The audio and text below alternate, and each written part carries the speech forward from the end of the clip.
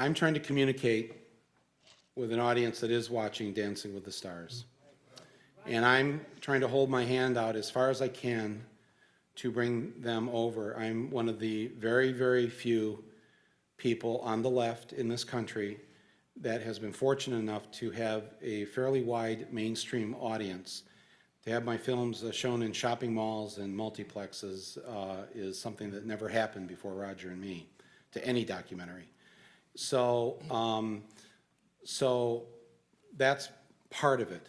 The other thing I want to say, though, is that socialism is democracy, and socialism is Christianity and Judaism and Islam and Buddhism, because all the great religions say essentially the same thing that Marx said, which is that the wealthy are not supposed to have, the rich man is not supposed to come into the room and take 9 slices of the pie and leave the remaining slice for everybody else to fight over.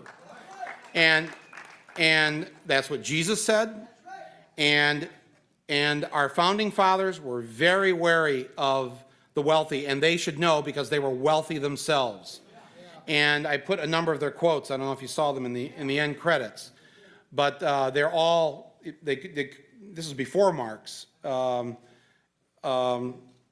So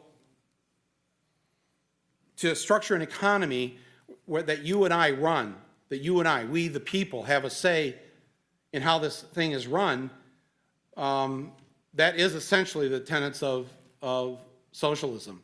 So we shouldn't get hung up on the terms, and I want to take this debate where they always want to box us into capitalism versus socialism, and I just want to say, you know, I'm a little tired and bored talking about a 16th century economic philosophy versus a 19th century economic philosophy. We're in the 21st century now. Aren't we smart enough to come up and structure an economy that is run by the people, where the question is always asked, is this for the common good?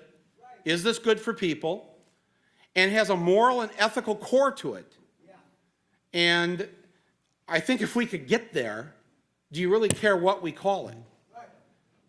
I'm not, and I don't say, and I say that with seriously all due respect, because what you believe in, I think, is what, if you just put it out there to most Americans, what they believe in.